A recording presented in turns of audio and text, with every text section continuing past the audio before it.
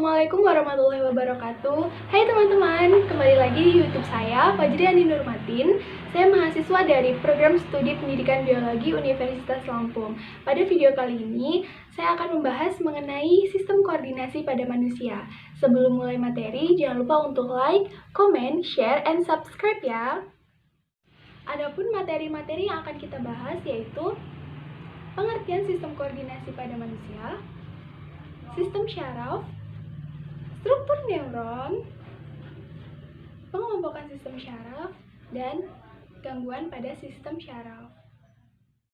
Yang pertama yaitu pengertian sistem koordinasi. Nah, apa sih sistem koordinasi itu? Sistem koordinasi adalah sistem organ yang berfungsi mengatur dan mengendalikan kerja alat tubuh agar tubuh dapat bekerja dengan serasi dan sesuai dengan fungsinya. Selanjutnya yaitu sistem syaraf. Sistem syaraf berperan menerima, mengolah, dan meneruskan hasil olahan rangsang yang diterima oleh reseptor ke efektor. Nah, reseptor pada tubuh manusia yaitu alat indera, sedangkan efektor pada tubuh manusia yaitu otot dan kelenjar. Dan sistem syaraf ini tersusun atas sejumlah sel saraf yang disebut dengan neuron. Kemudian materi selanjutnya yaitu struktur neuron. Nah, ini merupakan contoh gambar dari struktur neuron. Nah, neuron itu tersusun atas bagian-bagian. Yang pertama yaitu badan sel. Badan sel terdiri dari nukleus dan nukleolus yang dikelilingi oleh sitoplasma. Nah, adapun fungsi dari badan sel ini yaitu sebagai tempat pemeliharaan semua bagian sel agar tetap berfungsi. Yang kedua yaitu ada dendrit.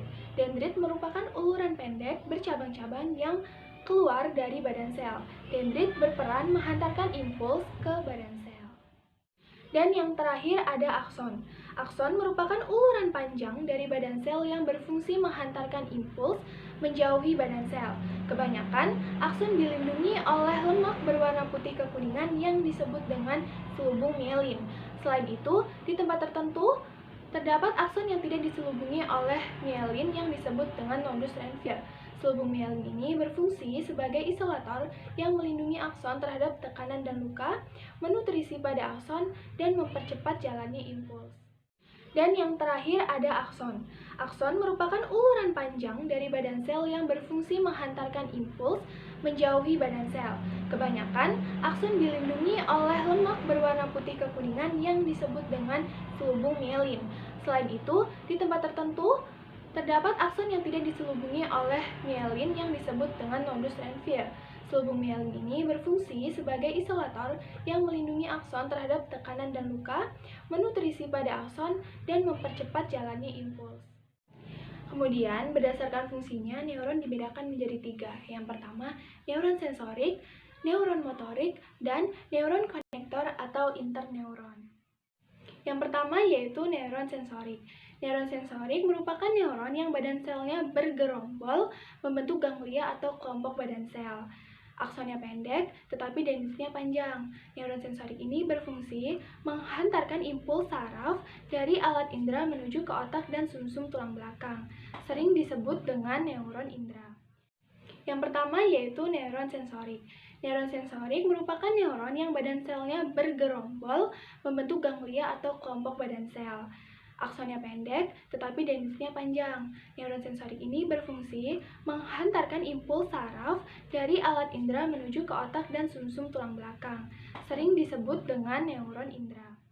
Yang kedua yaitu neuron motorik. Merupakan neuron yang memiliki dendrit yang pendek dan akson yang panjang.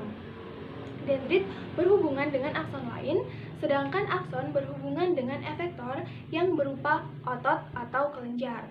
Neuron motorik ini berfungsi membawa impuls dari otak atau sumsum tulang belakang menuju ke otot atau kelenjar. Oleh karena itu, neuron ini sering disebut dengan neuron penggerak. Dan yang terakhir yaitu neuron konektor atau interneuron. Merupakan neuron multipolar yang memiliki dendrit yang pendek, tetapi berjumlah banyak, serta ada akson yang panjang dan akson yang pendek. Ujung dendrit dari saraf yang satu berhubungan dengan ujung akson dari saraf yang lain membentuk sinaps. Neuron ini banyak terdapat di sumsum tulang belakang dan otak yang berfungsi meneruskan rangsang dari neuron sensorik ke neuron motorik. Materi selanjutnya yaitu pengelompokan sistem syaraf. Nah, syaraf pada manusia ada yang terletak di sumbu tubuh dan ada juga yang terletak di tepi tubuh. Saraf-saraf yang terletak pada sumbu tubuh membentuk sistem syaraf pusat dan yang terletak pada tepi tubuh membentuk sistem syaraf tepi.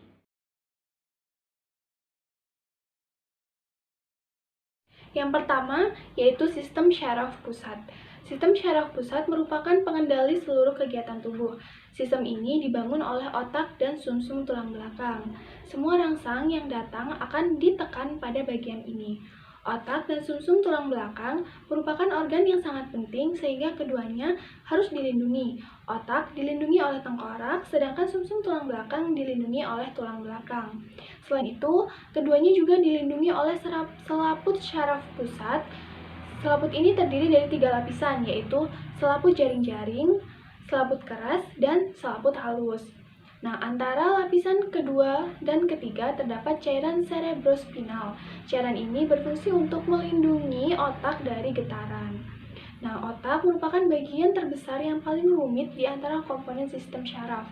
Otak manusia terdiri dari otak kecil, otak besar, dan sumsum lanjutan.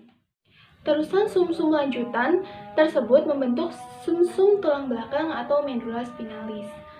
Kemudian otak besar. Otak besar terdiri atas lapisan dalam dan lapisan luar. Lapisan luar berwarna kelabu karena banyak mengandung badan sel saraf. Adapun bagian dalam berwarna putih karena tersusun atas akson. Otak besar terbagi menjadi beberapa belahan atau lobus. Bagian depan otak besar merupakan pusat ingatan, bagian atasnya merupakan pusat gerakan. Bagian belakang otak besar merupakan pusat syaraf penglihatan, adapun bagian sampingnya merupakan pusat saraf pendengar. Selanjutnya otak kecil. Otak kecil berfungsi untuk mengatur rangsangan yang berasal dari sel saraf motoris hingga menghasilkan gerak pada otot rangka. Selain itu, otak kecil juga berfungsi untuk mengatur keseimbangan tubuh. Bagian akhir otak adalah sumsum lanjutan. Sumsum lanjutan merupakan bagian tengah otak ke bawah. Otak ini menghubungkan otak besar dengan sumsum tulang belakang. Sumsum lanjutan berfungsi mengatur kecepatan pernapasan, denyut jantung, dan kegiatan yang tidak disadari tubuh. Dengan adanya sumsum lanjutan, kehidupan masih dapat berlangsung walaupun otak besar dan otak kecil melakukan kerusakan. Sumsum saraf pusat lainnya adalah sumsum tulang belakang. Sumsum ini terletak di dalam ruas-ruas tulang belakang dan berhubungan langsung dengan sumsum lanjutan. Bagian luar sumsum tulang belakang berwarna putih dan bagian dalamnya berwarna kelabu. Gerakan refleks. Gerakan refleks adalah gerakan tiba-tiba tanpa disadari saat terjadi hal yang membahayakan tubuh. Pada gerakan ini, rangsangan yang dibawa saraf sensoris menuju saraf pusat tidak diolah terlebih dahulu. Rangsang ini langsung diteruskan oleh saraf motoris menuju otot gerak. Gerak refleks pun ada yang diatur oleh otak. Contohnya yaitu gerak membesar dan mengecilnya pupil mata dan menutupnya kelopak mata karena adanya angin yang berdebu. Gerakan refleks.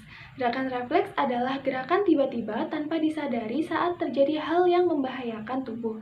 Pada gerakan ini, rangsangan yang dibawa saraf sensoris menuju saraf pusat tidak diolah terlebih dahulu. Rangsang ini langsung diteruskan oleh saraf motoris menuju otot gerak. Gerak refleks pun ada yang diatur oleh otak. Contohnya yaitu gerak membesar dan mengecilnya pupil mata dan menutupnya kelopak mata karena adanya angin yang berdebu. Nah, ini merupakan contoh gambar dari gerak refleks. Pada gambar tersebut, rangsang yang diberikan pada bawah tempurung atau tendon diteruskan oleh sel-sel saraf sensoris menuju sumsum tulang belakang. Rangsangan tersebut tidak diteruskan ke otak untuk diolah, melainkan langsung diteruskan oleh sel saraf penghubung pada sumsum tulang belakang menuju sel saraf motoris. Sel saraf motoris ini membawa perintah yang harus dilakukan oleh otot paha. Hasilnya, sesaat setelah palu karet dipukulkan, otot paha akan berkontraksi. Nah, tadi kita sudah membahas mengenai sistem saraf pusat. Kemudian ada yaitu sistem saraf tepi. Sistem saraf tepi tersusun atas saraf-saraf yang tersebar di tepi seluruh tubuh. Pangkal sistem saraf adalah sumsum tulang belakang dan otak. Sistem saraf ini mencakup seluruh sistem saraf kecuali otak dan sumsum tulang belakang. Pada sistem saraf tepi, terdapat 31 pasang saraf yang keluar dari sumsum tulang belakang dan 12 yang keluar dari otak.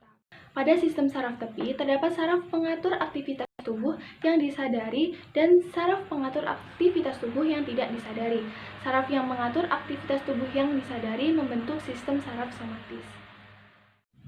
Adapun saraf-saraf yang mengatur aktivitas tubuh yang tidak disadari membentuk sistem saraf otonom. Nah, apa sih perbedaan antara sistem saraf somatis dan saraf otonom? Yang pertama yaitu sistem saraf somatis. Sistem saraf somatis ini terdiri atas saraf-saraf motoris penghubung otak dan sumsum tulang belakang dengan otot rangka.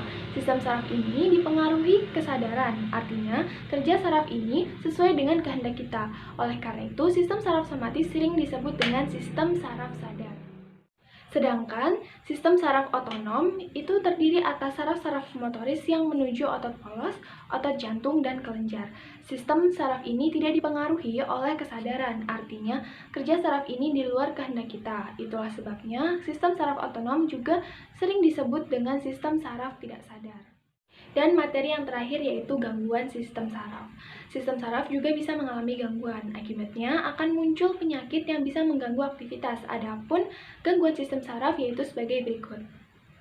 Yang pertama yaitu meningitis. Meningitis adalah peradangan pada selaput meninges. Gangguan ini disebabkan oleh virus atau bakteri. Yang kedua ada esenfalitis, adalah peradangan pada jaringan otak, penyebabnya adalah virus. Kemudian yang ketiga ada neuritis, adalah gangguan pada saraf tepi akibat peradangan atau tekanan. Yang keempat yaitu ada kesemutan. Kesemutan adalah gangguan pada sistem saraf sensorik akibat terganggunya metabolisme. Yang kelima ada epilepsi atau ayan, adalah gangguan menahun yang menyerang saraf. Yang keenam ada Alzheimer, adalah gangguan berupa sindrom kematian sel otak secara bersamaan. Biasanya gangguan ini menyerang pada para lansia. Kemudian yang terakhir ada stroke, adalah gangguan yang disebabkan oleh penyumbatan pembuluh darah di otak. Sekian materi yang dapat saya sampaikan. Mohon maaf apabila terdapat kesalahan dalam penyampaian. Saya akhiri. Wassalamualaikum warahmatullahi wabarakatuh.